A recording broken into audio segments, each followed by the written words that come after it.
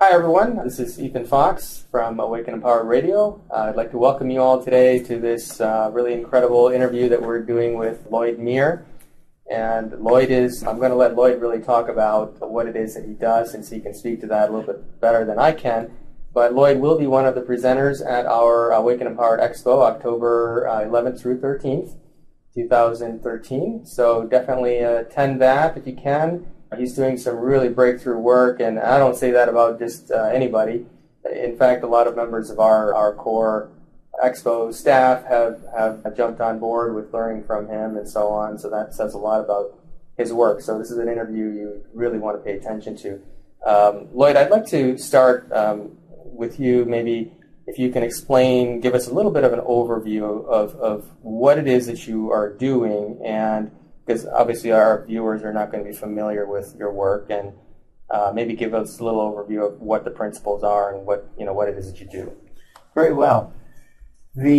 First of all, I'm not a medical person at all. I have never received any medical instruction, so it's all basically been done through my ability to dowse, if you like. And dowsing is a form of identifying many different things. I have sort of taken it from identifying where gold and metals are in the ground and onward into identifying conditions in health. And I do it primarily through identifying the energy of what it should be to what it may be. And it's a matter then of giving the mathematics that will set up the frequency to bring it into normalcy. I'm perhaps a little ahead of myself here, but let me go back and reflect on just what we are. We are primarily a bottle of energy. We're functionally pretty well all water. We function as an electrical system, and we work on perhaps as many as 1.2 million variations of electrical energy. And it's not unlike a radio that you turn the dial to a certain number. You're on a certain frequency, you get a certain program. Your body functioning much the same. Now, if the dial is turned slightly one way or the other, then you end up getting nothing but static. You don't hear the program. So what we do is we adjust or determine what normalcy is in a frequency base, and that basically becomes a number which controls that frequency. And then we're able to bring your body into balance. And much like the radio, when you're on frequency, you hear the program, and your body's on frequency, it's delivering a program. And if these programs all come together, and it's called life. If in fact some aren't getting delivered, then life isn't complete. Whether it's harmful or not depends on how out of balance it gets. So it's a matter of going through and trying to find normalcy and a balance. In a general sense, that's how we function. I see. My information, fortunately, I use a dowsing rod, which I hold in my hand, and the rod I ask for the help from a higher source. And by doing that, I ask the question, is there, assuming we're looking for, say, a frequency, for ridding of a virus. Let's assume that a person has a virus, and the rod will move and say yes. I'm just simulating this at the moment. And then I say, is there a frequency that will eliminate the virus? And the rod says yes. Okay, give me that number, and it'll give me a little yes. And I start counting 5, 10, 15, 20, 25, 30, 35, 40, 45, 50, 55, 60, 65, 70, 75, 80, 85, 90, 95, 96, 97, it quits. Okay, the number is 96. 5, 10, 15, 20, 25, 30, 31, 32, 33, 34, it quits. So the next number is 33. And we'll do that until we have 11 digits. And that number, then I would test you, assuming this is where the virus is, and would you have that number, and you would not have that number. But I would then check myself or anybody else in the room to see, and they don't have a virus, but they have that number. So what had happened is your body, which had a natural protection against that virus, has lost that protection. It's gone, like the radio, it's gone and turned to static, and we're now going to move you back to the program. And when we do that, the virus will be gone. I see. So is everyone born with all the numbers, or are we deficient in numbers at birth in some cases? Well, we basically are born with the numbers, and we may be deficient in numbers from time to time, having a problem, but by and large, we are born with them. Normalcy. You can be abnormal and basically have chromosomes missing or whatever might be the case. But let's say a healthy birth would have all these protection numbers. So what causes the numbers to become deficient later on? Well, that is always a good question, but it may be trauma, always a potential in a trauma. It could be constant fear in some cases where the body is in constant fear, and it may be as simple as basically losing your home as you get a little older, not as an infant, but as you're a little older, we're going to lose our home, and you're struggling and you're struggling and you're struggling. That constant fear can have a bearing on, and I believe it has a bearing on chromosome 20. And chromosome 20 quits functioning properly at some point, and then it basically sends a condition to the body that the body recognizes this stress and the failure of chromosome 20, and it basically starts to produce immature blood cells. So pretty soon your body's full of immature blood cells, and you're basically heading into leukemia. And so it's a matter really of identifying that and energizing chromosome 20 so that the body comes back to producing mature blood cells. And of course, once the mature blood cells are replaced in the body, and it takes an hour or so before that would happen, then your body returns to normalcy and the leukemia-like condition basically fades away. If that isn't attended to, it gets worse and worse and worse, and then the treatment, the normal medical treatment, would be to use various cancer types of treatments to overcome it. But it's a long, drawn-out process. Doing it energetically, it takes about an hour and a half. I see. So are there any limits to, I've felt inside for a long time that this was going to become possible at some point. So for me, it's really exciting to be here and be a part of and help you to reach a bigger audience with what you're doing, because I think this is the future of health. But do you think that there is any limit to the potential of this? I mean, is there anything we can't do in the body? Well, certainly if you've had an accident and your arm is down the road and your leg is over here in the ditch, you don't want to do this program. You want to be in a hospital with the pieces and see if they can put you back together. Yeah.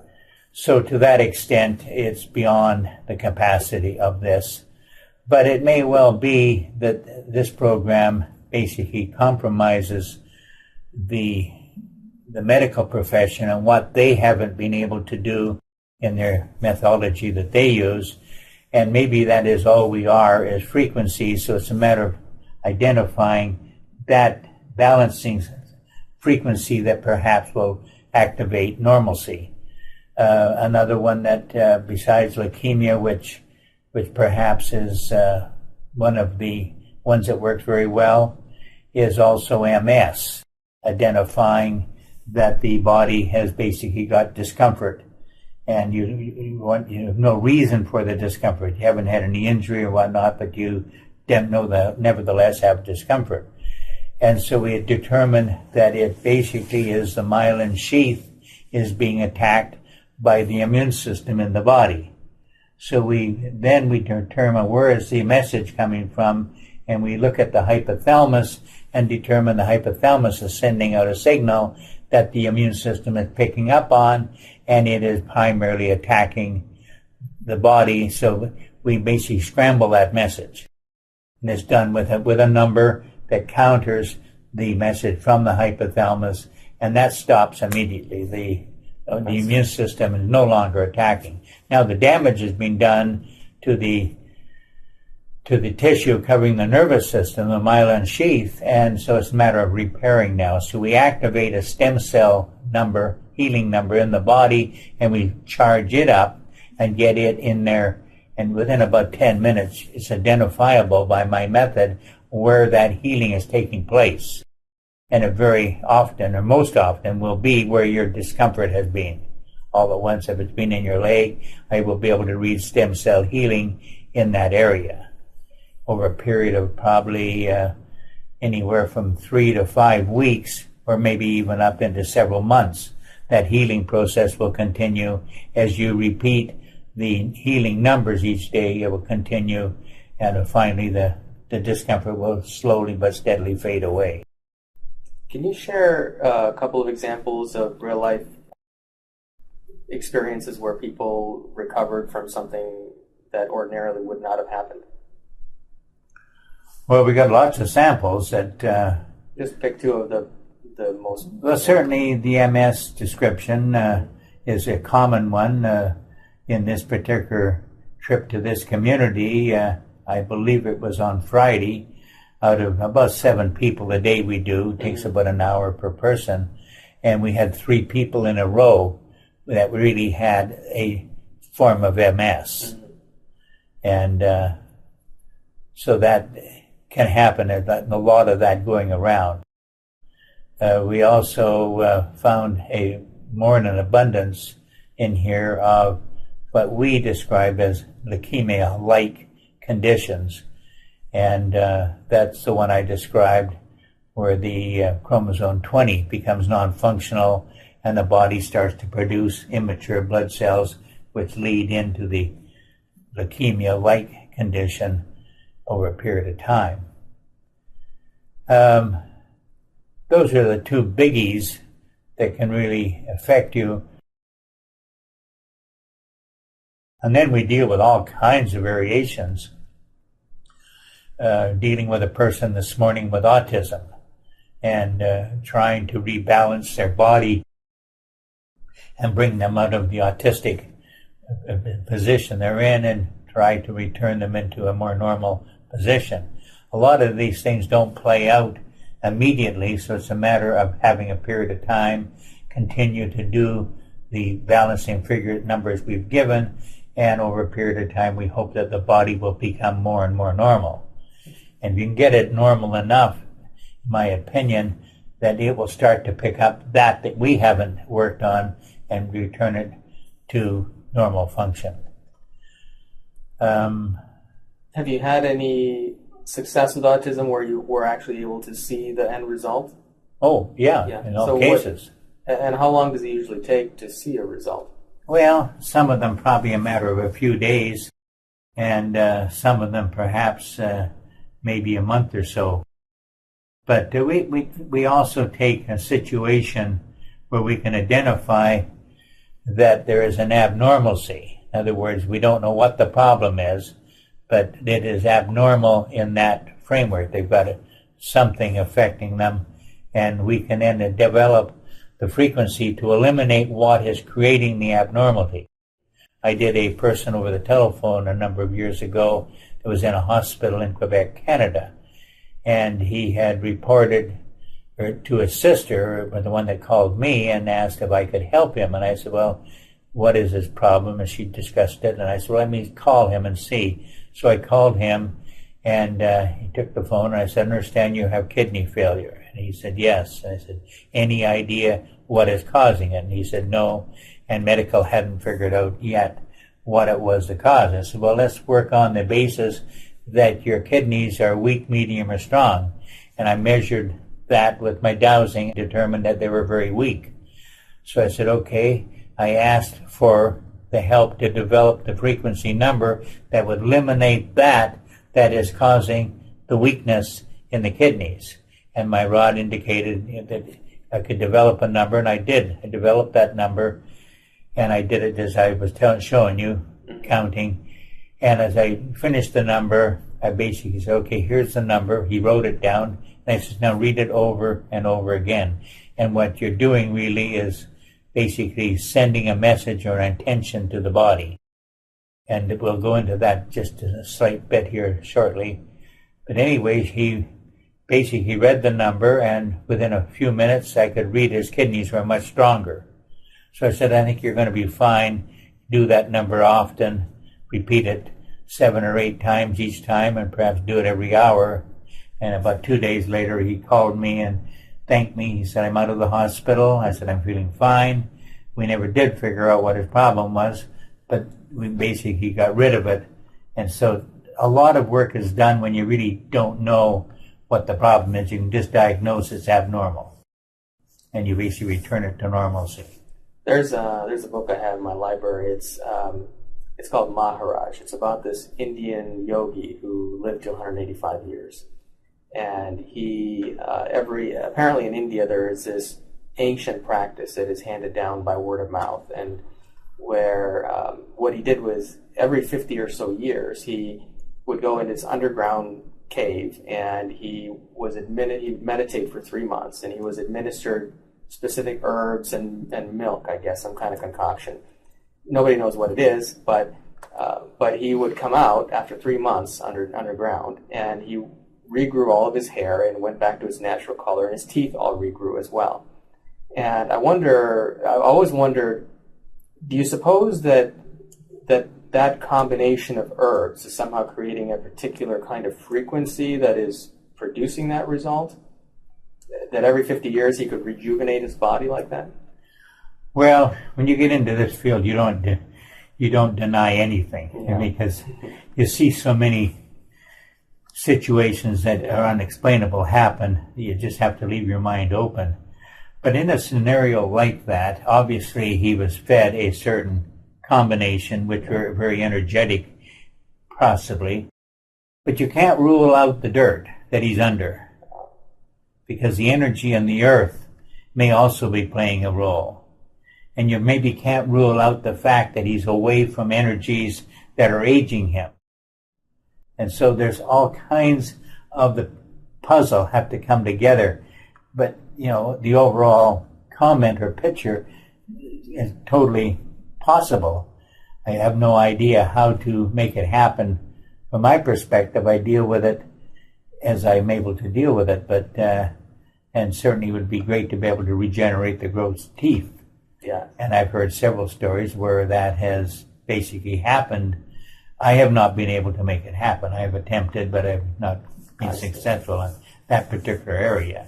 So the people who you said it's happened, they're not people you worked with, or they're people you worked with and it happened accidentally, or how? With the teeth? Yeah, with the teeth. Yeah. No, it was a direct effort to see if we could help them. One lady had a baby tooth.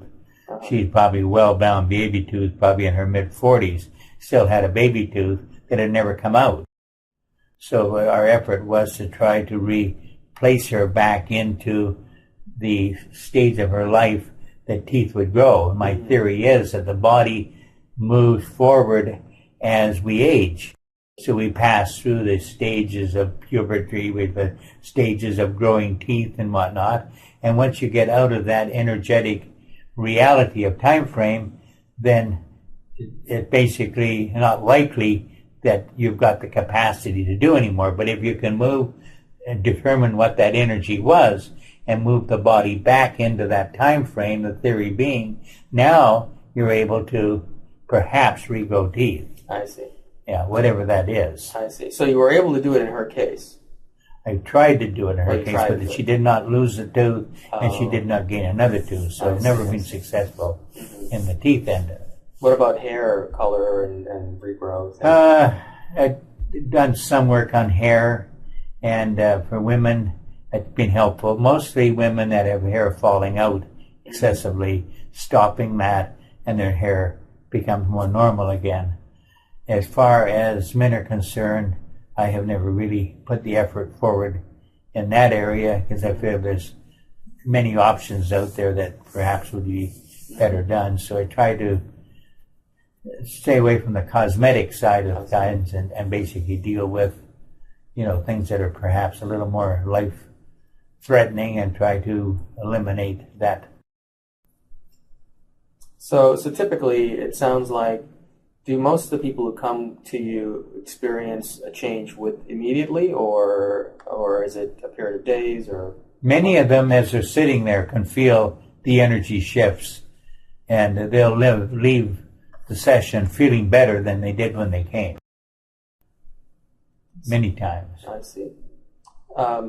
So is this something you were born with, or is it something that developed later on?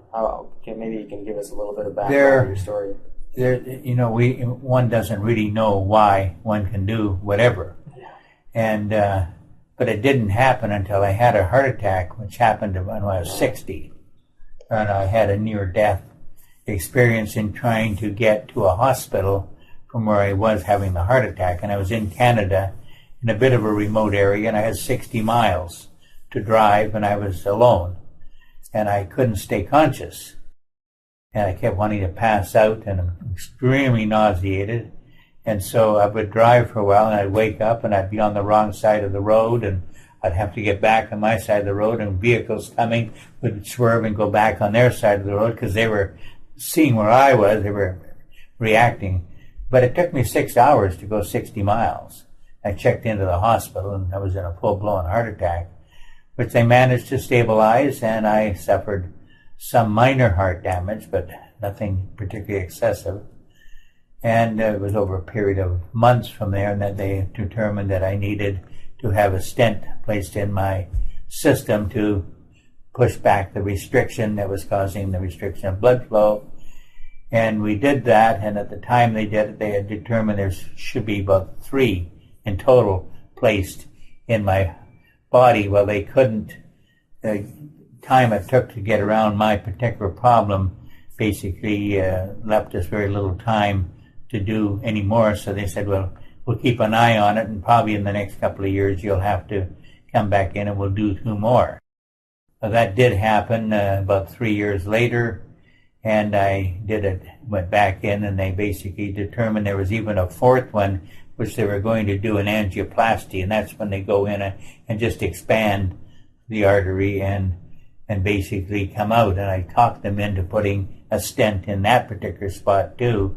They'd already determined the other 2 spots, which had been identified originally, would be done with stents. So by the time I came out of that, I was the owner of 4 stents that are placed in my circulatory. I subsequent after that, probably 6-7 years later, had some continuing problems and had to go in and have a quadruple heart bypass, which is now 5 years ago. So I've dealt with a heart problem all my life because my condition, as it turned out in the first instance, was that I was plumbed with your heart. Plumbing should come up, arteries, and feed into your heart. Mine come up behind the heart and come over the top and go in. And this was my lifelong restriction. So as a child, anytime I did anything fast, ran or whatnot, and very shortly I would have angina in my jaw. Incredible pain in my bottom teeth and my jaw.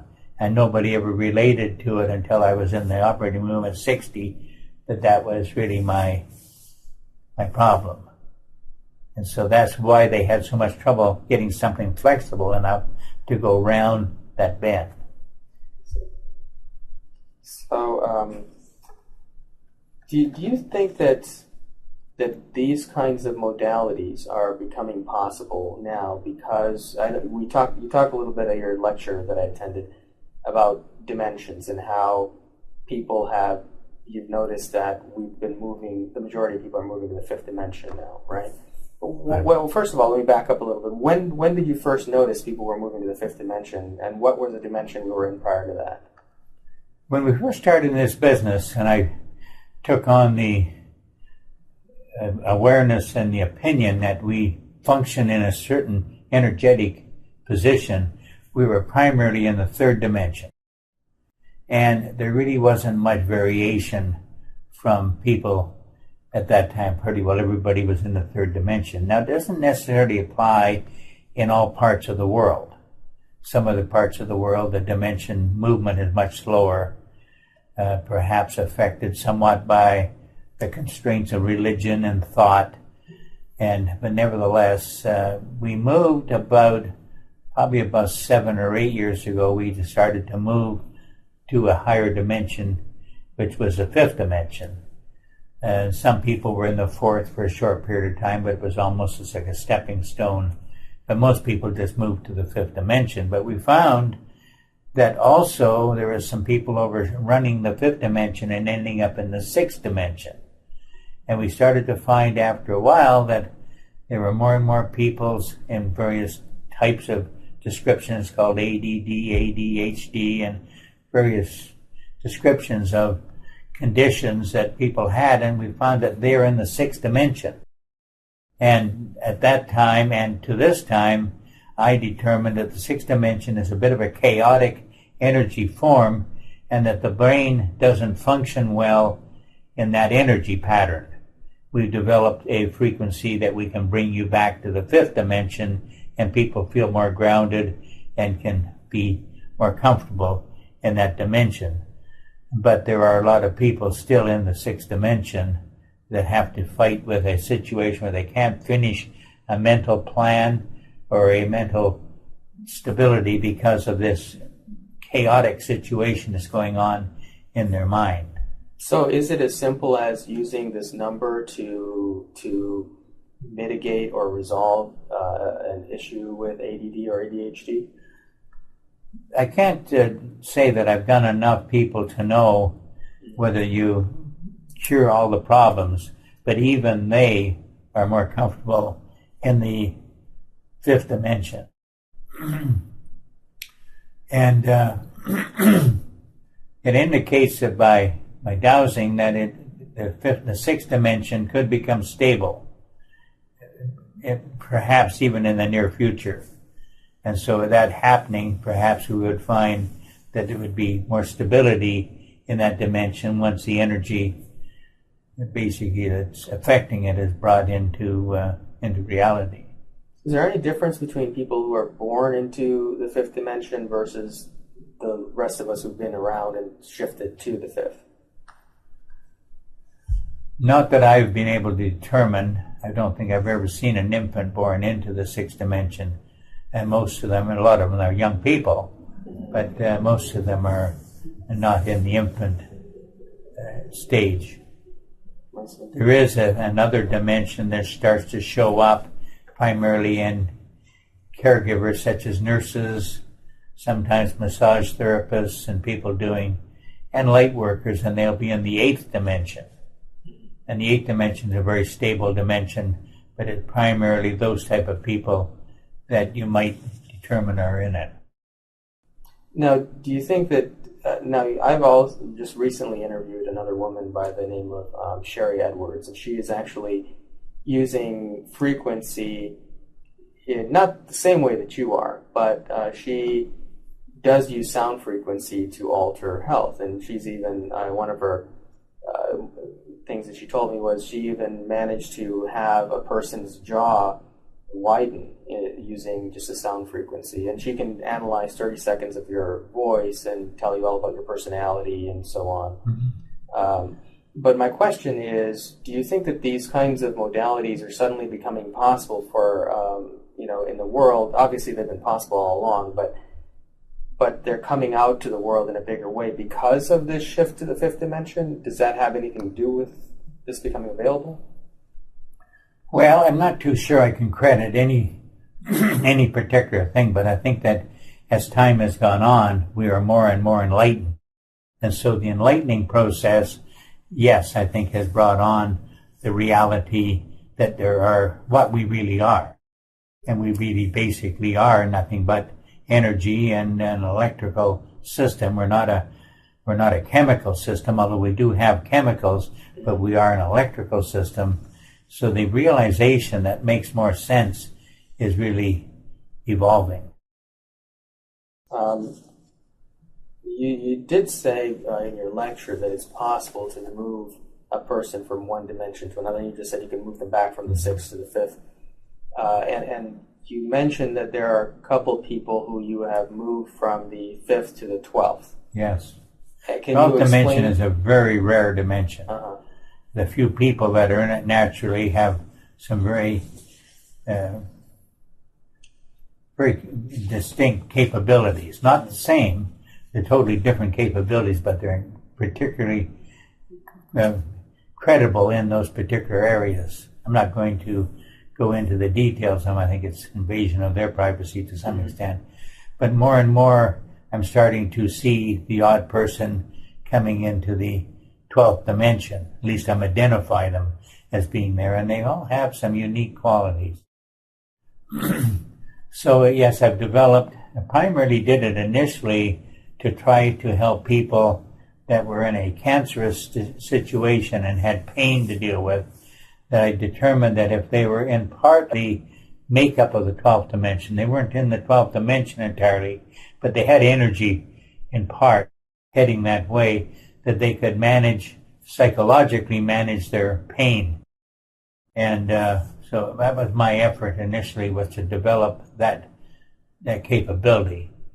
And it worked to some extent. The woman was fairly well advanced, and so it's probably something that would be done earlier, but we've since learned how to create basically the energy of countering pain, and we can put it into water, and we can supercharge the water so that the pain-killing capability is much higher. And so by just playing the water bottle along their left-hand side, their body takes the energy in, which actually comes in your left-hand side of your body, and basically discharges out your right. So we feed the energy in through the left-hand side. So we've developed some methods of controlling pain that are very non-invasive, but very effective. I spent a number of years studying water, which is, most people find that really odd that you would study water. But and so I know that you have a very unique understanding of water, which I can relate to quite a bit, actually. Can you share a little bit about how you see water, and talk a little about your nano water? Water primarily is, in order for it to evaporate into clouds and subsequently fall as rainfall and snowfall and fill our streams with water, it basically has to be in a nanoparticle form. It's a very small particle. And it's in that size, it basically forms our rain, and it fills our streams, which we were designed to be drinking from. But in our wisdom and our advancement as a culture, we have determined that moving that water to a tap under pressure was much more desirable than having to traipse off to the stream in the mountain. But in doing so, perhaps we have done something that we weren't aware of, and that is that in this water pressurization that takes place, these little nanoparticles statically bind together, and they come into a micron particle by and large. A micron particle is 1,000 times larger than a nanoparticle. So where we were supposed to be able to hydrate our cells and remove the spent energy, we're finding our particle of water is way too large, and we're not getting inner cell hydration.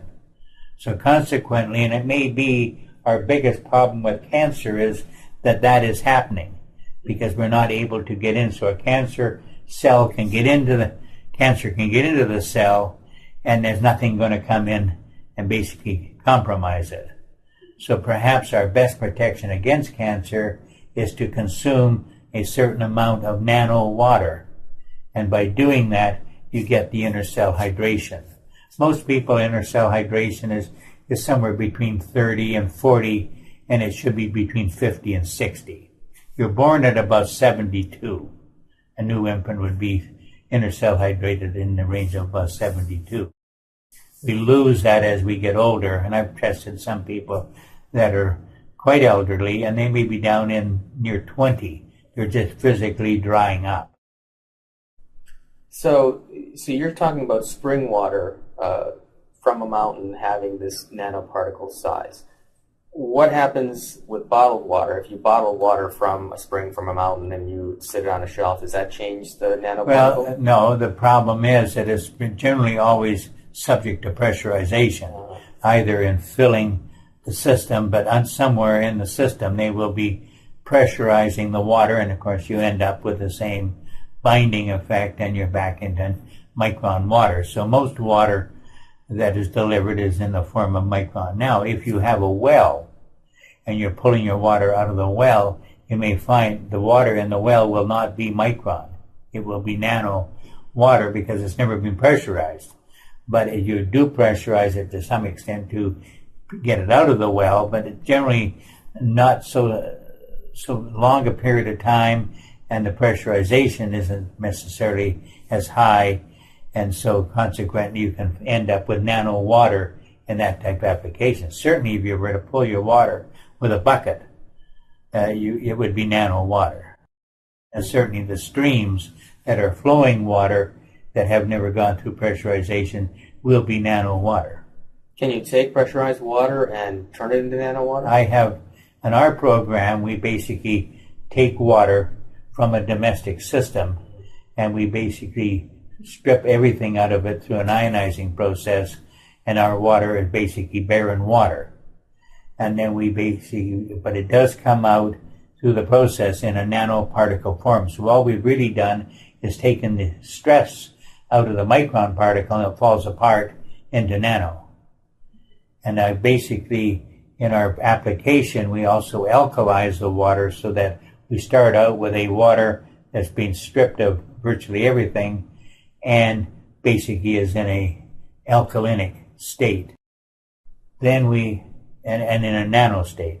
Then we go ahead and add all our energies to it, which represents all the vitamins, minerals, salts, sugars, and whatnot that the body needs are added in, and it's all done energetically. And those particular isotopes that are in that water are all energetic isotopes, not material isotopes. In the isotopic family, and an isotope, for lack of a professional explanation, is a family member, for a better way of describing. You are an isotope of your family, your sister's an isotope, your brother's an isotope, your mother's an isotope, your father's an isotope. And look at isotopes as being that in the mineral family. And there's generally somewhere around 20 to 22 isotopes in a mineral family. Now there will only be one of those total of 20 that is suitable for the human body, and that is an energetic isotope. It's not in a material state at all. And so that's the one the body needs, and that is the one that our food supply pick up, because as the water rains or is watered, it goes down through the soil, and the soil happens to have the mineral, let's say, of calcium in the soil. It has to be calcium isotope 46. If it's any other isotope, it's the wrong isotope. But the isotope 46, being an energetic isotope, will immediately energize the water that's passing through it. Now the plant takes that water in, and it basically has calcium 46 in it, and it basically concentrates that. As the evaporation from the plant goes on, the mineral does not. The energy stays in the plant. So that's why herbs and plants basically supply us with the correct isotope, because they can't pick up a material isotope because it won't go in, it won't energize the water. And it's that subtlety that is the difference of getting the right mineralization. And so very often in our minerals that we take as supplements, they're made of a material state and rather than an energetic state. And so we basically get those wrong isotopes into our body. But it won't ever come from the food supply, or I shouldn't say ever, but it won't come from the food supply, but it can certainly come from additives. Take a bottle of orange juice in a supermarket, and you can take it, and a good test is to do a tip test. Take the orange juice bottle and hold it to your chest, and put your right hand on top of your left hand, the left hand holding the component, and it will probably, if you ask, is this good for my body, it will tilt you forward. That's saying yes. But if it pushes you back, then it's saying no. Well, the orange juice will push you forward, saying it's good for you. But put in vitamin D added and calcium added, and then you may find the same containment size of orange juice now pushes you back, because they've gone and added in the wrong vitamin D and the wrong isotope of calcium. I see. And that's so very often happens. When we take a plant-based supplement, it contains measurable minerals in it, right? So what are those? Are those not contributing any value to us? Is it just the isotope, or are those the collection of the isotopes? Those are the accumulation. They will carry the isotope that you're talking about, and they will be beneficial. So plants are good for you, and anything that's created from a plant base will be general. But it's not saying that it has everything you want. Take a spinach will pick up iron. Well, it may not pick up any other mineral. So you have to take a broad base, or a company that makes theirs from plant base. But on the other hand, the plant has to be grown on soil that possesses the material, the mineral, because it's really just part of the system of transferring energy from the soil to the plant, to us, and on from there. So the soil has to have the isotope in the soil in order for the plant to have That's right. But not every plant is equipped to take every isotope from every soil either. Okay. Specifics. So if we were to take your nano water and do a physical measurement, we wouldn't actually find anything physical in it, right? No. It's all energetic. Yeah. Okay. I know you mentioned in your lecture the other day that you could take I don't know if it was spinach or whatever, but lay it on a bottle of your water and it will absorb all the nutrients? Yeah, because it's nothing but energy. It's much the same idea in the soil. When you lay it on the bottle has the energetic isotope. But in the case of a plant, the plant is now a captive, and you basically put it on, and the moisture in the plant is a conductor, and so allows the energy from our bottle to penetrate the wall of the bottle and on into the plant. But it would take, say in the case of spinach, where you would have iron potential in the ground, it wouldn't have the potential to, say, pick up potassium, manganese, or whatever it might be, other minerals. But when you do it and all the minerals are in the bottle, then all of that energy goes into the plant. It's an artificial way of doing it, but you basically totally mineralize, and totally also the vitamins and whatnot are all basically done energetically. So when you eat that, you get the benefit that the plant would give you, but it's much improved by its diversity. And the same thing with eggs. You can put eggs in a pan of water and leave them for 15-20 minutes. The energy has penetrated through the wall of the egg, and the egg now has everything that water has in it, in an energetic form, is now in the egg. So it's a way of getting your food supply into a much higher level. So we could just eat eggs that were... Well, there's some merit. I've dealt with several people that have wanted to go on to a Breatharians? fast. You were working with breatharians, I remember too, right? Yeah. And they wanted to go on a fast, and they were inquiring as to whether our water would be a good additive to their effort.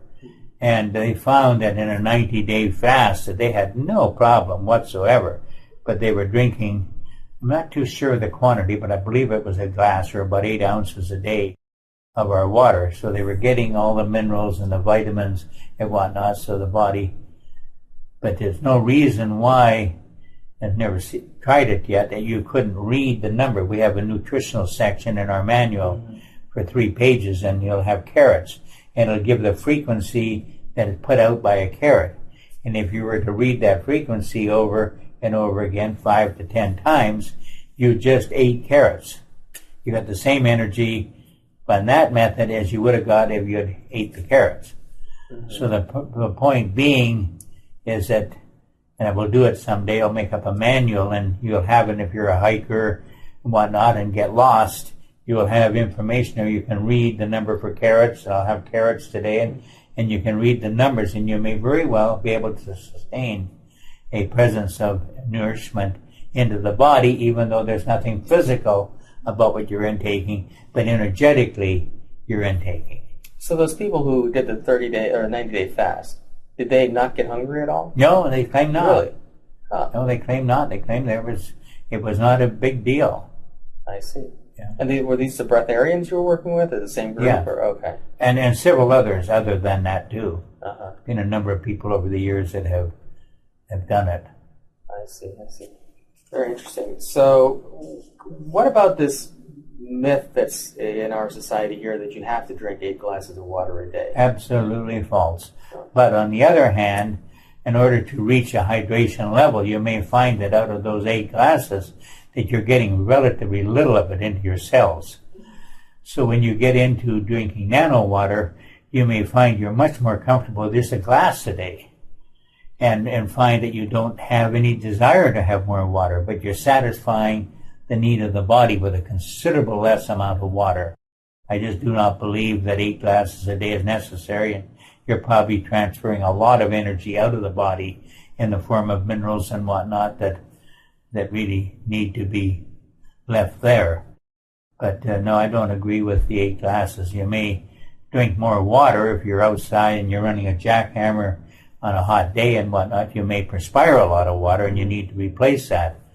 But in a general application for people in a controlled environment, life, such as working in an office or a facility and driving in a car with air conditioning and whatnot, you just do not need that much water.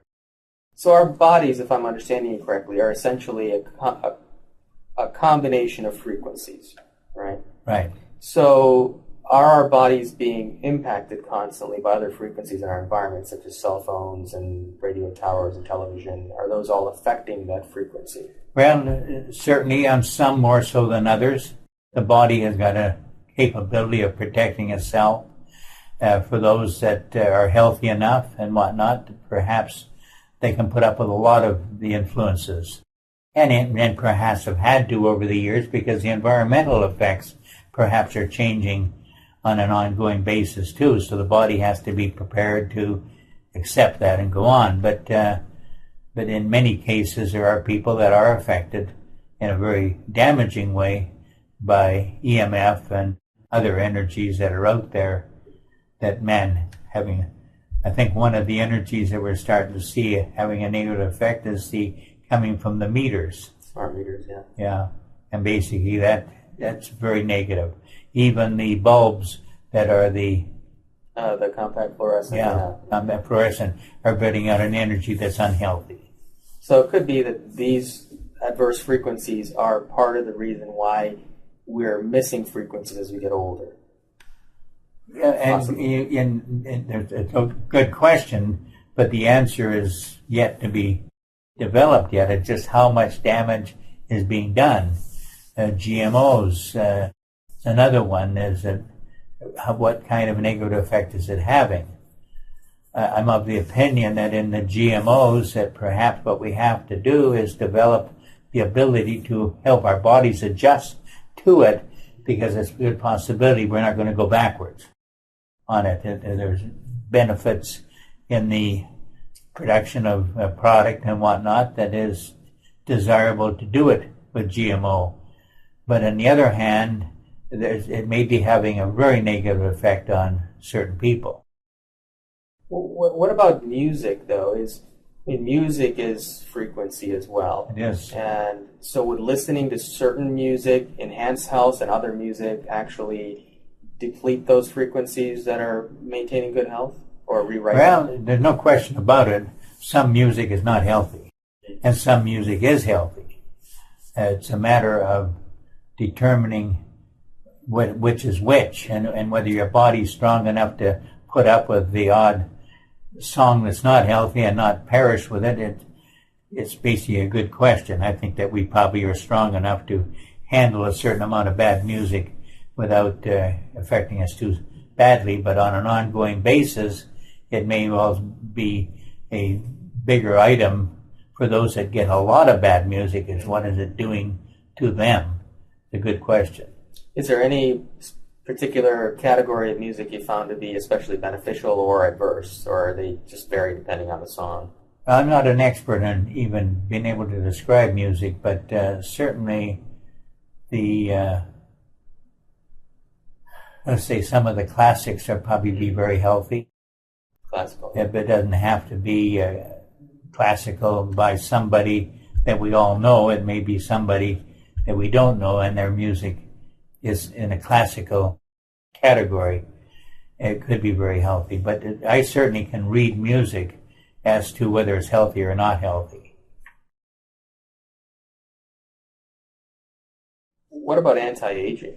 Is it possible? I know you've been working with your horse. It's ridiculously old now, right? 33. Yeah. Is that old for a horse? I don't really know. Yeah, apparently. Okay. Apparently it is getting up there. And so you've been able to prevent your horse from dying several times. Yeah. Can that be done with humans too? Well, you don't know. I mean, you're working on humans all the time, and many of them are alive. We do have a number, and I think it's basically the choice of the human. And my mother is perhaps an example of that she had reached 93 and a half and suffered from cancer, although we had helped her, and she had managed to sustain life probably for 12, 13 years with this identified cancer condition. But she got to a point where she was tired, and she wanted to go, and cancer had basically resurrected itself and was basically actively in her system again, and she was really not in a mood to want to tackle it any longer.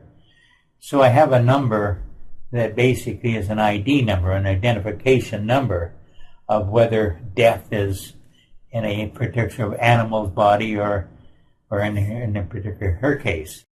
But in the horse case, I basically had the horse laying in the corral, but he doesn't normally lay down that much, and he wasn't moving, and so I went and got my book and got the number out, and I could read the number 1, 2, 3, 4. I'm not going to give you the number, but at 1, 2, 3, 4, 5, 6, 7, 8, 9, 10, 11. But basically when I read it, 1, 2, 3, 4, 5, 6, 7, 8, 9 was not there, but 10 and 11 was. And the numbers build from the right to the left. So as he basically, time went on, and his condition became more aggravated, all at once 9 was also available. 9, 10, 11. And then in a little while 8 was showing up. So in other words, the progression of death was on its way. And so when we figured out what his problem was and we started to treat him for it, he was up, say, to about 7. And so as we started to treat him, all at once 7 disappeared and went back to 8. And then 9, and then 10, 11, and back, the number disappeared. So now he was up on his feet, and he was basically treated. So it's quite neat the way that thing, but it's very handy if you're dealing with animals as to just where they are in the progression of life and death.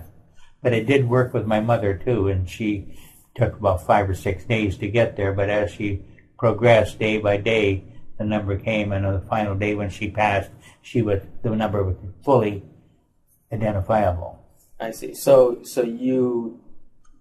did you try to prevent her death in that case? No, you didn't. No, she didn't want to be right. Yeah, she wanted to go. So we used her situation to identify what we had created and to see whether there was some merit to it, and it was very much that way. Is it possible to know how long a person is going to live with this technique, Not or is really. it just based on when they're getting ready to die? Yeah, you just notice they're getting closer all the time, or not. They may be told at a certain point, and they're not moving any closer to death. And but that's your monitor more or less as to just what you're dealing with. So using this with your horse, is your horse still in excellent health? Yeah. Oh, okay. Yeah. So it's... Hey, still eating hay every day, damn it. So would you say this is, you're preventing death or you're anti-aging? I mean, is he actually behaving like a younger horse, or is... Oh, he's getting older, and he basically has the symptoms of old age. But it's not in life and death. He's very much alive. So you're not dealing with him in a potential death scenario that's aware at this time. I see. Yeah. So, have you ever done? Sorry, I interrupted you. Was it more? No, fine. So, have you identified any frequencies that actually reverse aging or prevent the aging process, whether in animals or in humans? Well, it's a matter of the body being healthy and basically, just alive. And so that particular instance was just identifying perhaps the loss of life commencing. But if we find somebody that is very sick, we correct it. That's the whole idea. So it's a matter of treating maybe cancer. Now, you're not always successful in fighting because it's an energy in itself, and if it's well established and you're riddled with cancer, you may very well not be able to save the person. But it's a matter of attempting to do what we can to create countering numbers, because the theory is that if you've got a number that is a life threatener, then it can be offset with a number that's a life saver. It's a matter of determining what is the threatener and then developing what could be the savior. I see.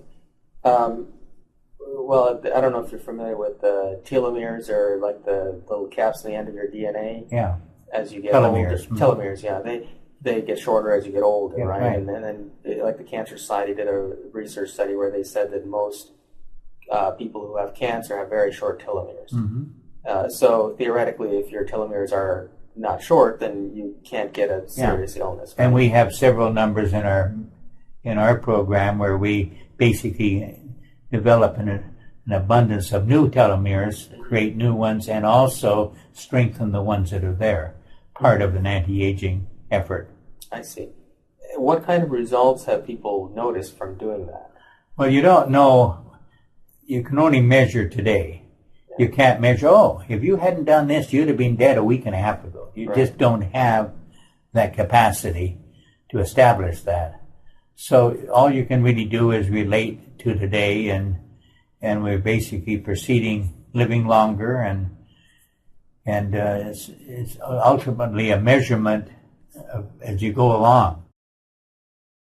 So has anybody noticed any anti-aging effects at all? No, not that I'm aware of. Okay. I know that you can also not only repair DNA, but replace damaged chromosomes and so on. Yes. Can you explain how that works, or how that's even possible? Well, everything is a frequency, and everything in frequency is a mathematical on-off switch. And that's really what the number is basically the switch for that, in this case, chromosome. And when you read that number over and over again, and what you're doing is sending an intention to the body. And I will touch on that, which I suggested earlier I would touch on, remind me to get into that. But what you do is you basically read that number over and over again, and you're sending a signal, and the body at some point recognizes the signal and makes the correction. You turn the switch on. And so we can replace and put chromosomes back into activity that are not active. Have you actually done that in any cases? Oh, many cases. And what's the result? Well, give me an example of somebody who had a damaged or missing chromosome, and what result happened because you did this. Well, when we do chromosome 20 and reactivate it in a case of a person with a leukemia-like condition, within a matter of hours, the energy level comes way up. And certainly within a matter of days, they're feeling much healthier and much more vibrant and vigorous. But generally one of the symptoms is you just have no energy. So there's a correction happens fairly quickly once you bring chromosome 20 back into function. It also basically, the spleen will be stripping out all the immature blood cells of the body, and it's totally overworked and very weak. And as you get rid of the immature blood cells and mature blood cells are now replacing them, the spleen gets stronger and stronger and back to normal. But as the filtering process is no longer required. That's one area. There's another area where in autism we have managed to create a different frequency in chromosome. It's perhaps chromosome 18 and maybe 19 combined. And when you put those back into function, then there appears to be some change in autism. Too early to know just to what extent, and whether it is certainly not, so far, not an instant change. It changes the fact that they're autistic in my testing, but it doesn't necessarily change their behavior yet. So do you foresee we'll be able to extend human life indefinitely at some point if this research goes further? God forbid. There's no reason why, with a better understanding and an application of getting it into the body, that it shouldn't help. To what extent, I really have never prophesized what is possible out there, because it would be strictly a prophecy at this stage of the game, and no evidence, obviously. Right. But something is happening that is certainly extending life, although not everybody is blessed to have that experience. I think back of my high school friends and how many of them have passed on, and it's becoming a fairly high percentage. And you wonder what is the difference between why did they go, but for one reason or another that has happened. So it creates a question, and it probably presents an opportunity to do something about it. So what I'm working on at the present time is taking that segment of society, let's use cancer as an example, that don't have cancer, never have had cancer, and perhaps never will have cancer. And what is it about their energetic makeup and their frequency, mathematical makeup, to activate their frequency base that is causing that? And we're doing it also with high blood pressure, and doing it with trying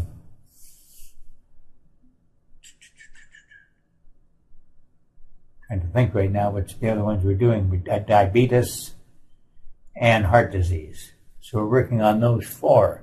So we've developed a new number. And when we find a person that has cancer, we're able to detect that your cancer energy is in your body. We're able to take this number that we have created, and they read that number, and then we lose our detection for cancer. And we're hoping that that means that their body is now suppressing that particular energy. And ultimately, if you keep doing the number and keep that number present, that you will keep it suppressed, time will tell. So it sounds like there's a difference between aging and illness. So you can obviously mitigate illnesses, but it doesn't stop aging. Is that correct?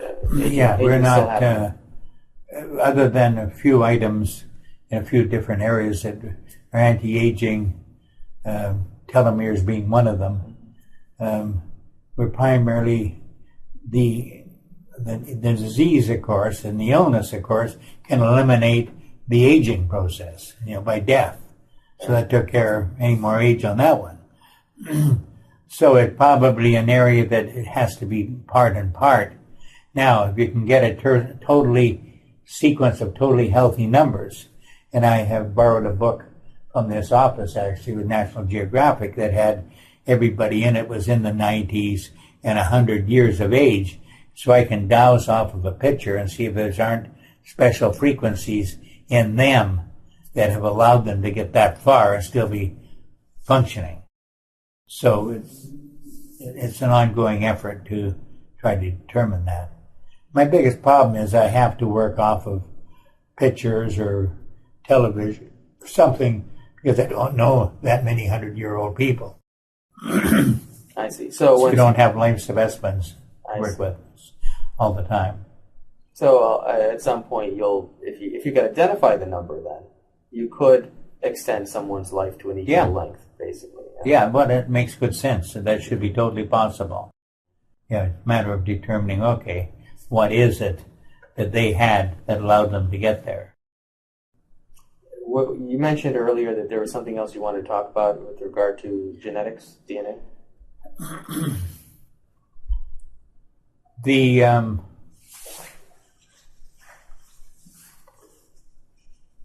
It slipped my mind for a minute, but I came back twice. Let's hope that it reappears.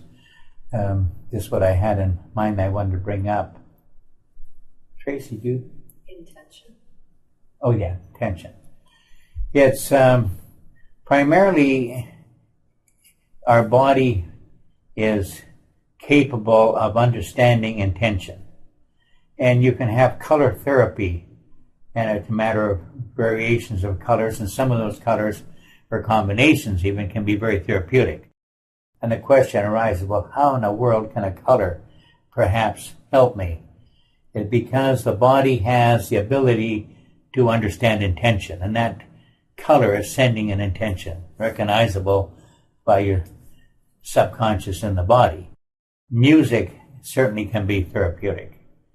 And, what does music deliver other than it basically the body can recognize it in a therapeutic?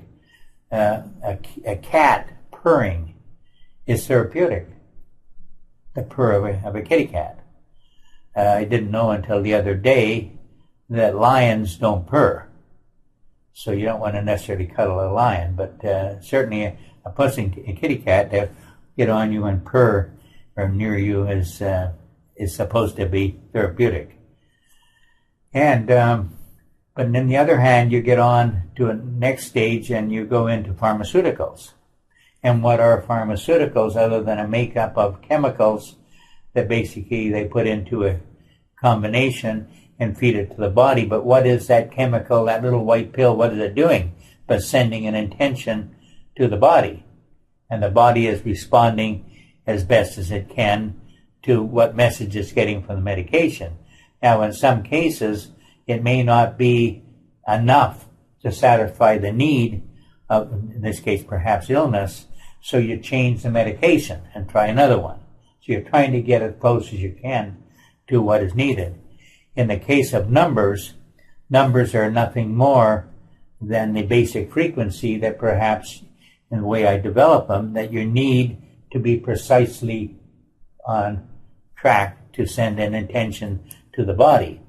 Now, if you had a medication, I can develop the frequency of that medication. I can turn that into a number that you can take the number and perhaps get your medication by repeating that number.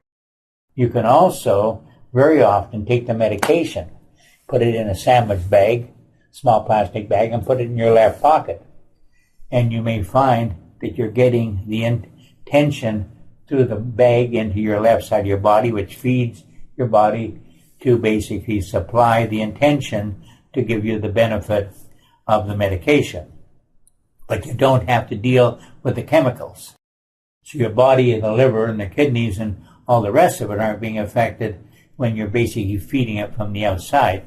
And there are products out there, a cigarette anti-nicotine patch that you put on your arm to help you to quit smoking. You can also, I understand, there are also birth control formulas now that you can get in a patch and you put it on your arm and it's feeding energy into your body and you're getting the effects. So you're starting to see some of it happening, but it's still very, very limited. But certainly the energy that's put out by a medication is detectable in just what that is. We use morphine and hydromorphine for pain killing. They're in a numerical form, and we read that number or place that number on the side of a bottle of water. And within a matter of 8 hours or so, that number is now entered into the bottle of water, which was basically brought to our attention by Dr. Dr. Emoto brought that reality to us, where we could put love on the bottle of water and we had love in its content. Well, you can do it in the same way with a medication. You can take that medication and basically put it on the outside of the bottle, tape it on a pill, and that energy from the medication will pass into the water. You can then take, and by having the right energy build up in your own body, which we describe as a 108 frequency, you can transfer energy to that bottle by putting your right hand on and reading the number over and over again. And you can put the number into water that way. And you can also then put your hand on and raise and stabilize the potential to a very high level, say 200,000. Now, if you read the number over and over again, you're going to send an intention, and it's going to be about a 40,000 potential energy that you have been able to transfer. You can do it in a bottle of water much higher. I mean, if you can do that, then you're sending the intention with a much bigger shot than you are by verbalizing it. So there's a lot of tricks you can do with energy, and that is along the line of what I wanted to bring out. And when you're treating somebody with, say, cancer pain, and I've done it many times, you just energize the bottle of water, set it beside their left leg, and within 5 or 10 minutes, they're feeling so much better. The pain is so much less. It's basically morphine that you're feeding them, but they have no side effects from the effects of morphine. What they have to do every once in a while, if they have basically implanted the 108 frequency, and that's a matter of reading another specific number over and over again until you all at once identify having a 108 frequency in your body. And then that allows you to be a transfer of energy. So you can then, but you just reach over and put your hand on the bottle and raise and stabilize the potential to 200,000. And you say that about 3 times, and you charge the bottle back up because your body is drawing that energy out of it as it's treating the pain. Now, the spiritual significance of the 108 number, I know there are a lot of Indian Sanskrit chants that they chant the same thing 108 times. And yeah. So in Indian history, that's big in East India. Yeah. So it would seem to me there is some sort of spiritual connection to the 108. Well, how would you describe the 108 and its effects? Well, I didn't know that before I was watching a video that it was on some kind of wasn't a TV program, but it was a video that I had got from somebody, and it showed them gathering water out of a spring. And I was reading what energies were in the water, and it had a 108 frequency. And then part of the commentary was that the people that drank that water had special energies, and they were medicinal and whatnot. I thought, gee, that would be neat to have, to do what they can do. And I checked myself by looking in a mirror. I can read the guy in the mirror. And I said, oh, I've got a 108 frequency. And then I checked another friend of mine, and he had a 108 frequency that was basically working with me. So they're probably natural frequencies that we sometimes have, and we're just not aware of it. And we call it, perhaps it's an entrepreneurial energy, because Howard Hughes had it, Henry Ford had it, and many entrepreneurs had that 108 frequency. And so by identifying that there may well be, it is an energy that you have that helps you to fulfill an ambition. Because these people had ambition, of course, in different fields, obviously, but nevertheless, they were successful in achieving that goal. And it may be a helpful number in that pursuit, and God knows how it plays out, but I developed it primarily to transfer energy to, as these people were represented to be able to do, and it does. And so we developed a number that basically allows you to develop a 108 frequency, and then you're able to deliver energy. Say it was a child, that you could go in and put your right hand on their left shoulder and read that number, and it'll transfer through you into the child. Or an animal, your right hand on their left-hand side. And that's how we saved the horse. My wife went into the corral and started putting numbers in to support the heart, support the lung. And basically we were supporting artificially energy into the horse because we hadn't figured out what the problem was. So I basically started going through my checkoff list, and I came across mold and checked him for basically mold, and sure enough, he had eaten some moldy hay.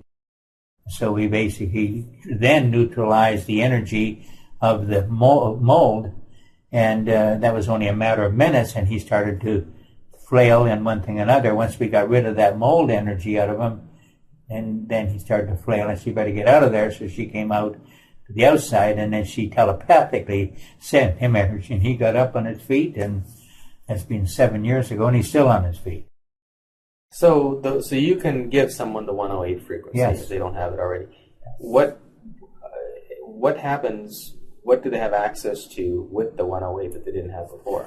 Well, number one, they have the power of everything that's in the manual that we've created to take numbers from that and treat to somebody else. And let's say their daughter has a virus, very sick, coughing, and not well. You could go to the virus, and there's a series of numbers. But you could go ahead with your right hand on the child's left hand shoulder, if you like, or left arm or left hand. And you'd read that number over and over again, and you'd be able to eliminate the viruses that are in her body. I see. And so, and in the meantime, I may have even treated the child in this case, or the animal, and we do both, and determine that this is a number they need to satisfy their illness, that will eliminate their illness. So they have to keep applying it. It's like taking a medication. It takes you're going to do it for a period of time. Generally, we recommend 2 weeks. Maybe once a day, but maybe to start with, maybe 3 or 4 times a day for the first few days, and get that energy changed around in the body. So the 108 is required for anyone who's practicing using these numbers? Yes. Okay. With regard to anti-aging, you said you can regrow the telomeres or something to that effect, right? Is the duration the same for those numbers? So you only have to do it for 2 weeks and the effects become permanent, or do you have to We recommend that you go back to it on a sometime basis, maybe every 2 weeks or once a month. Take the time to go through all your numbers and refresh them. Whether people do or not, I sure don't. But I'm the worst offender of this program. I never do a number until I get the feeling if I got a problem, then I need to do the number, and I will do it. Yeah. And it will work. But I'd be better off for myself if I would do it on a more regular basis, daily, for a period of time, and I probably wouldn't. But since it's so convenient for me to do it, then I, get busy doing other things. Sure. So what are your plans for the future of what you're doing? Your next steps? Do you have any things? You fly by the seat of your pants, and you're basically, I guess my biggest hope is to be able to identify that in your case you're asking about aging, that may be anti-aging, obviously, energies, and also detecting those energies that would prevent so many basic things, high blood pressure and the things that are so common. And basically these are numbers that you just will not get it, and introduce that to society to see whether or not society generally becomes a little healthier because of the energy we put out. And perhaps also in dealing with the energies of life, frequency 5, frequency 8, frequency 12, and whatnot, determining whether, if on a much larger scale, we moved everybody into a higher energy, whether we would benefit society and benefit mankind, or whether people are just able to handle that much of it, or just what can they handle. So there's a lot of questions evolving around it, but the idea is that you may do more for world peace by raising the level of energy in everybody to a higher dimension than anything else you could do. Well, that's an interesting, since you brought that up, I know a lot of people, especially people who will be coming to our expo, are more conscious individuals, and there's a lot of concern going on in the world about all the insane things that are happening, and that the existing structures of government and the wars and so on, which obviously are a lower consciousness type of thing. So since you're experiencing, it seems like the majority of people have moved to the 5th dimension. Do you think that means that those more negative influences will not be able to thrive in the future? Or will it require another shift to, say, the 12th dimension to make that happen? Well, there's a whole other layer to the whole picture as well. and that is we're made up of numbers. If in fact you are a opera singer, and you are a good opera singer, you will have a specific number. All opera singers have it. And people that don't sing that well at opera may have the number, but it may be much weaker than them. So a person that is very effective in basically building wealth, they will have a number. And all the people that are very wealthy have that number. And then you basically analyze the people that are very poor, and they don't have any part of that number. So the statement is we may well be what our numbers are. And so it's a matter really of trying to determine what it is about those numbers that are detrimental. A person that can commit a premeditated murder, the types of a Bundy and some of these people, they have a frequency 52. They all have it. And they have it very strong. And then there are other people that you can analyze, and they maybe have it very weak. But when you mention that that person has a 52, most people say, that doesn't surprise me. You know, they know the person is a popular person. I'm not going to mention name, obviously.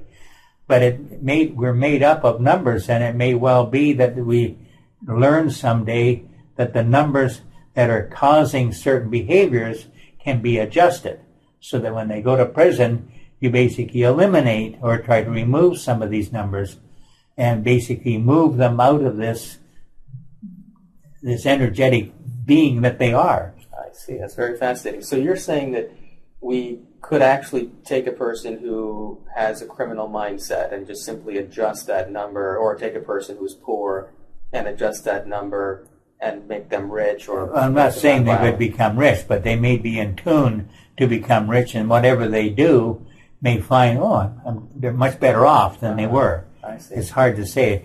I gave it out one time to a group of ladies in Long Beach, California, and they have an investment club. And they'd had the club for a period of time, and they were, doing whatever they do, but they basically started using those numbers. And at some point later, I got a call from a friend of mine that said she had talked with a couple of women, and they were doing much better now that they had the numbers. They were absolutely convinced these numbers had turned their activity into a more positive strain. So how do we change the world and make it a more positive place using this knowledge? Is that possible? Well, it isn't done with a swipe of a hand, I'll tell you that.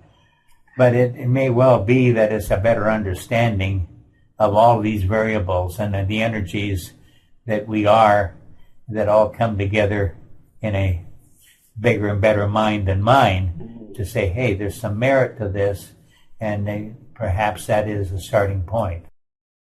Unfortunately, some of the religions of the world basically have a detrimental effect on the body moving ahead in any personal form. Basically, you're much controlled by a dogmatic set of rules. And I have a feeling that in those particular areas, even getting out of the second or third dimension isn't happening in a great sense. So to move to the fifth or the eighth, perhaps the 12th at some point, they are not coming. And they may very well be in a mindset that where you say, be good little boys and go home, we'll send you some wheat. And then working with someone because they'd rather cut your throat than deal with you because of perhaps their belief, call it religious belief if you like. So you've got to overcome that sentimentality that exists out there, because you go back over the murders and what you've had the Boston situation, and you go through them all, and there's a pattern of that mentality based on a religion concept that is coming. And how do you stop that other than perhaps energetically interfering with that in some way? And that would be a nice thought, to think that you could mellow out that mindset and take that out of the picture by doing numbers. I'd like to think that it may be remotely possible, but that may be the only way you could do it, short of having to eliminate each and every one of them that existed in that mindset, and that isn't probably in the cards. Yeah. So each person has to decide to use these numbers to elevate their... Well, I'm not too sure they have to decide, because if in fact they make a decision, and I've had many men that looked at this program and just sort of smiled, you got to be nuts. But when they go, and if they will do the numbers, then they will say, hey, I felt that. And I've had any number of them say, just in sitting in on a session, because perhaps their wife drug them there by the ear, or however they managed to make it. But I've had many men, particularly men, change their belief system that, hey, there is some merit to this. Or all at once, I had a fellow sitting next to me in a plane when I came over for our first session over here, and he was fidgeting, and his back was just killing him. And so I said, if I gave you a number, I said, it might help you. And he looked at me, and so he didn't say anything, and I didn't move to do anything. So, and of course, I've never met this man. I mean, he just happened to be in the next seat. And so in a few minutes, he gets me. He said, tell me more about this number. So I started talking about it, and then he decided he'd like to try it. So I dug out my book and dug the number out to activate the energy flow down the spinal column, because his energy flow wasn't flowing. So anyway, I gave him that number, and he read it over, and pretty soon, he said, I think that's working. And by the time we got off the plane, he was totally convinced. Do you have a card? So I would like to phone you. And he said, my back is not bothering me at all. He said, I would expect it to get off. So they don't have to be a believer if they'll do it. Yeah. Because it's very real. I understand you're focusing now more on teaching other people to do what you do, right? Is that your next... Well, I'm not too sure I'm teaching anybody anything. I'm acquainting them with the program. And the learning process will take place amongst those that can figure out how to use it. I'm really not trying to say, hey, you got to duplicate me. In fact, I'm very explicit. Do not try to duplicate me, but take the information now that you've got the concept and utilize the information to be you and find out how you can utilize it. And I think we'll be a lot more successful by having a variety of me's out there rather than everybody trying to be a duplicate of me. I don't think we can duplicate anybody, but I think we can create the awareness and the understanding that allows your own imagination to go on and make it. The hardest part of what I do for anybody is develop that number and have it effective. Well, we have a whole manual of numbers that have been developed, so we have a starting point. Otherwise, this whole concept would be much more difficult without having anything to help you. But I do believe the delivery of the numbers and the understanding and all the rest of it, it can be done in many, many different varieties. There's pendulum. People can use a pendulum to identify. I happen to use a rod. Some people use kinesiology in their fingers where they do it this way. So there's a variety of things. You can do it by holding your arm out and doing muscle tests. And these are things that are well established and understood. So I believe that by just expressing, hey, it's all energy, it's all mathematics, that is sort of but as far as I can go. So if somebody wants to contact you, you're going to be at the expo, and I know you're going to be doing private sessions here that week as well, right? The week of the expo. But if somebody wants to contact you, you work over the phone just as well as in person, right? There's no difference over the phone? It depends a little bit on the person and how difficult it is but I think that my work over the phone is comparable to what I do in person. One thing about the telephone, we're not limited so much in time as when you have a schedule and you have an hour and you have to have them out the door so the next people can come in. On the telephone, that isn't so much a criteria. If it takes us an hour and a half, it takes us an hour and a half. So in some ways you get better attention on the telephone. Do you have time for appointments now? Should we give out your contact information so if someone wants to contact you? I'm available for appointments anytime. They catch me on my California phone. Mm-hmm. I don't like to work on cell phones, and I prefer not to be phoned on a cell phone, but if that's all you have, that's fine. But land phones are generally clearer, and depending on how clear their cell phone reception is as to whether we can do it. But if I can't make out what they're saying clearly enough, then it's difficult to go ahead. Mind you, it's more important that they hear me than I hear them. Yeah. So I'll get your phone information and we'll post that on our on this video. But so we're going to conclude this part and do a second part where you're going to do a sample session so we can show the audience what that looks like, and so we'll finish it up here. But definitely this is a presentation you don't want to miss at our expo. So buy your tickets at awakenempoweredexpo.com, and we'll see you on October 11th. The contents of this interview, or from Awake and Empowered Expo LLC from Ethann Fox and Flower of Life Center for Human Evolution, is for informational purposes only and does not necessarily reflect the viewpoints held by these organizations or individuals. Always consult with your doctor or health professional before making any changes to your diet, lifestyle, or prescription drug use. Please understand that you assume all responsibility and risk for the use or misuse of this information.